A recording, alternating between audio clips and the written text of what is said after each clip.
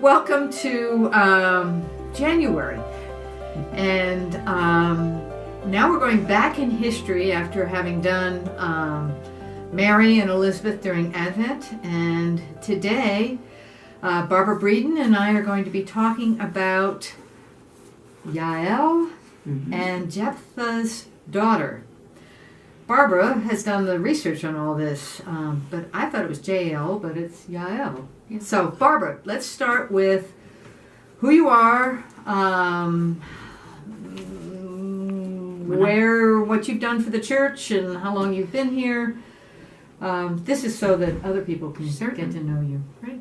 Well, actually, we just celebrated 30 years here at St. Margaret's in September. We came in September of 1986.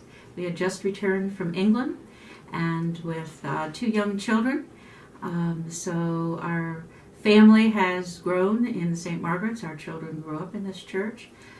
Over the years, all of us have been involved in many, many activities.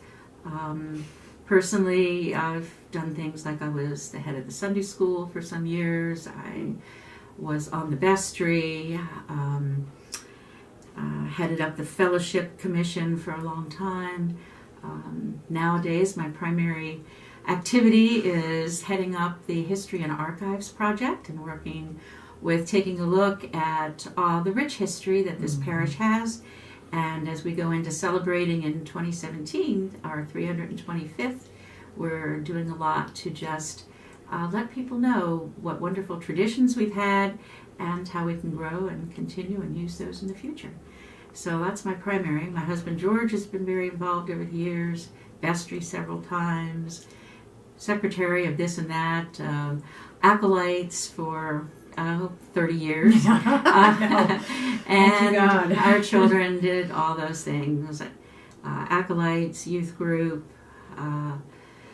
pilgrimage, all the province and diocesan youth activities. So we've been kind of immersed in St. Margaret's. That's wonderful. So now, a little bit of history. Last week we talked about Deborah, and Deborah as the judge going to battle with General Barak. So today we're talking about Jael and Jephthah's daughter.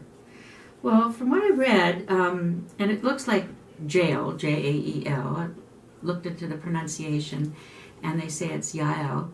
And at the end of the battle that you're talking about with Deborah, Jael is in her home. Her husband, Heber, is fighting in the battle, and they're fighting against the Canaanites.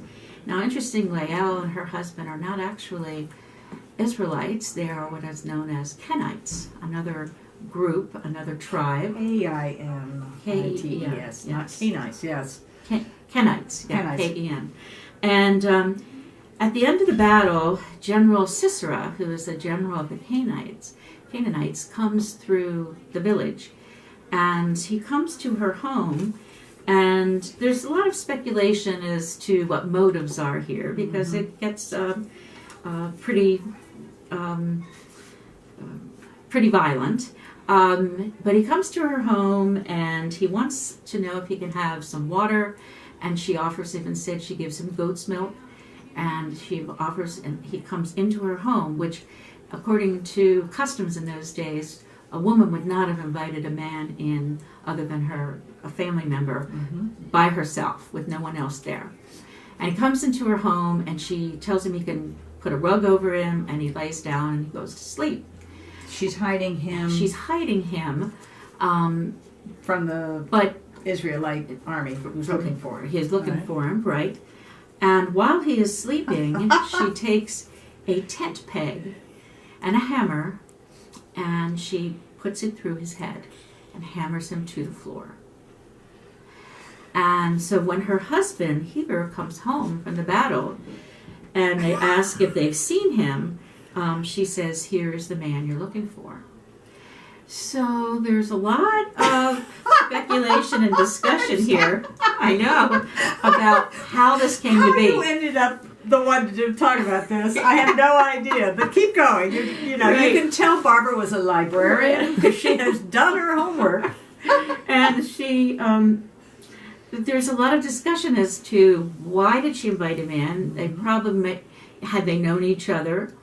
There is also, in our book, it talks about the idea that had there been sexual violence, nothing is ever said about what happens when he comes in. But there was a lot of, according to other accounts, raping and pillaging going on at the end of the battle, which happened often when one conquers another. And was he there and perhaps tried to take advantage of her? And in retaliation she did this? Or was it just that she knew that he would be looked for, he was wanted, and she thought that she would turn him over to the authorities? So I think that was really interesting. You know, she could be considered quite brave, certainly quick thinking, but it still remains, you know, as to why, actually why she did this. And it goes on, actually, as we read, we're also given a full chapter in Judges 5, which is really a song of Deborah. And in that, it also talks about, there's a portion of it that concentrates on Jael and what happened. So I found it very interesting because it's still very unknown exactly why she did what she did. But it's certainly a very violent act, and it didn't sound like anything personality-wise that she would have been thought to, you know, to do. Yeah, why did she do what she did? But clearly, wow, what a brave thing to have done. Yeah. And so, you know, her husband Heber comes home from the battle, and she delivers to him. By the way, there's a dead general in my tent. There's a dead general in the tent. So let's go on and talk about Jephthah's daughter, which is even a worse story. Well, and this is, I mean, Jephthah, actually, let me just turn my page just so I'll be here on the right section. But Jephthah's daughter, and we never do come to learn her name. Right. She is only known throughout as Jephthah's daughter. And research says that she was probably between the age of about 10 and 14 at the time. And she was his only child. And she was known to be just a joyful child, but also you'll learn very obedient, and you'll see why. He goes off to battle, and while he's in battle, he swears an oath to God. And he says, if you'll let me win this battle, if we, can be victorious, I will, when I get home and return to my home, the very first, depends on the translation you're looking at, living thing, some people say person, but living thing that comes out of my house as I return, I will sacrifice that being as a sacrifice to God. Never do that in the heat of battle because you never know what you're going to be if you fulfill your promise. So what happens? He comes home from battle, and the first living thing to emerge from his home is his young daughter. And he is beside himself at the idea that he is going to have to sacrifice his daughter. Sort of brings you back and you think Abraham and Isaac and all that occurred. And in this case, God doesn't intervene and say, don't do it. Right, here's a goat. Right, instead, he tells his daughter what he swore to God. And his daughter says to him, well, I understand.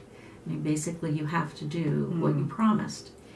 But if you will give me one request before I die, and that is if you will let me go off into the hills with my friends and have a couple of months there in which she could just sort of enjoy a little bit of life, before she says she has to die being a virgin.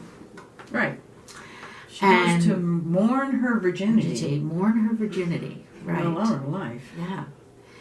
And so she does. She goes off and then returns, and it simply just says, it doesn't describe how, it just says that he does what he promised God that he would do. So, be careful what you promise. Yeah, there's some speculation actually that and this is the story I like better than he had to sacrifice his daughter, like her life, was that she went into seclusion and was dedicated to God as sort of, I guess in our verbiage it would be like an anchorite or a cloistered religious. I like that story better, and that she was mourning her virginity because he was doing that. She was never going to be able to procreate. Which was to so be a important. mother, and always sort of like ultimate goal Yeah. for women, and she knew she would never achieve that. And I did then, in reading elsewhere, there, like you say, there's some speculation that she actually went off and led like a cloistered life, and so kind of makes you wonder exactly. But apparently, she is so honored that Israelite women grieve 4 days every year for her. Jephthah's daughter. That they have a mourning period because of the loss of her life.